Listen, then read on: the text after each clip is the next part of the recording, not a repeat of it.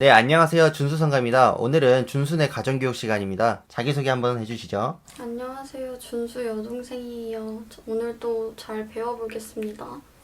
네, 오늘 이야기 나눌 주제는 흔히 레버리지 ETF 하면서 닷컴버블, 리만 브러더스와 비슷한 폭락이 오면 몽땅 잃는 거 아니냐고 생각하실 수도 있잖아요. 그렇게 투자하다가 은퇴하기 1년 전에 폭락이 오면 다시 20년 존버 아니냐고 우스갯소리로 말하는 사람들도 있거든요. 언뜻 보면 일리 있어 보이고 투자를 망설이게 하는데 전혀 겁내실 필요가 없다는 걸 이야기하려고 이렇게 카메라를 켰습니다. 오늘 얘기는 사실 레버리지 ETF가 아니더라도 적용되는 이야기니까 끝까지 들어주세요. 투자 기간은 한 20년으로 전제하고 이야기를 해볼게요.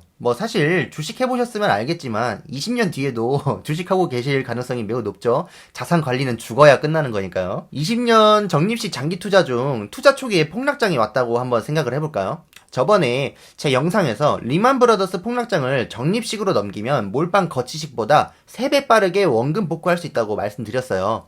그만큼 자신이 투자 초기 줄인일수록 월 투자금에 비해 총 자본이 적을 텐데 이때가 가장 적립식이 효율이 좋을 때입니다. 그래서 폭락장이 오면 이때는 오히려 베팅하는 사람들도 있는 거고 지수 추종 같은 경우에는 사놓고 기다리면 언젠가 회복합니다. 그러다 보니까 레버리지 ETF는 오히려 마이너스 80%가 돼도 물린 건 잊어버리고 오늘부터 1일이라고 생각하고 모으다 보면 벌 수 있죠. 이런 마인드는 내가 인생을 통틀어 생애 소득 전체 중에 일부만 들어가 있기 때문에 할 수 있는 이야기고요. 그러다 보니까 자신의 마음먹기에 따라 위기를 기회로 삼을 수도 있는 거죠. 그리고 대부분의 시청자분들도 아마 그러실 거예요. 이렇게 저처럼 투자 초기에 해당하기 때문에 하락, 조정, 폭락은 어떻게 보면은 기회이고 희소식인 거죠. 근데 우리들이 5년 정도 투자를 하고 나면 적립식으로 이게 해결이 될까요? 5년 정도 투자하고 나면 적립식으로는 하락장을 극복하는 게 티가 안 날 만큼 돈을 모으게 돼요. 무슨 말이냐면 월 200을 벌면서 주식은 1억을 갖고 있는 사람들처럼 속으로 폭락하면 이거 복구에 한 세월 걸리는 거 아니야? 좀 뺐다가 나중에 다시 넣을까? 그 생각이 드는 게 이해는 갑니다. 레버리지 ETF 투자자들은 아시겠지만 리먼급 하락에서 마이너스 80%될 수도 있는 종목이기 때문에 투자 잘하고 있다가도 그 생각 때문에 돈을 좀 빼고 싶어지잖아요. 저점, 고점 적당히만 잡아도 돈을 버는 것 같으니까. 근데 그렇게까지 하실 필요는 없어요.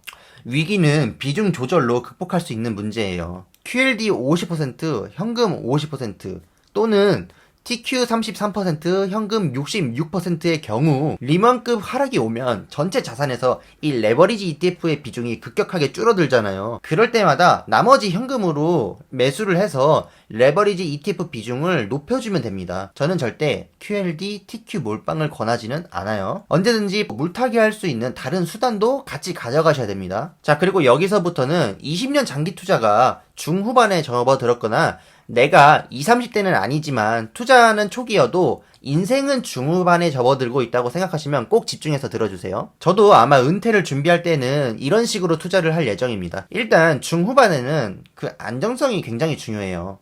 그래서 현금 비중을 많이 갖고 계시던가 배당주로 바꾸시던가 그렇게 준비를 하실 텐데 제가 여기서 TQ를 예로 들게요. 나스닥 3배 레버리지잖아요. 총 자본의 33%만 들어가도 QQQ 몰빵이랑 같잖아요.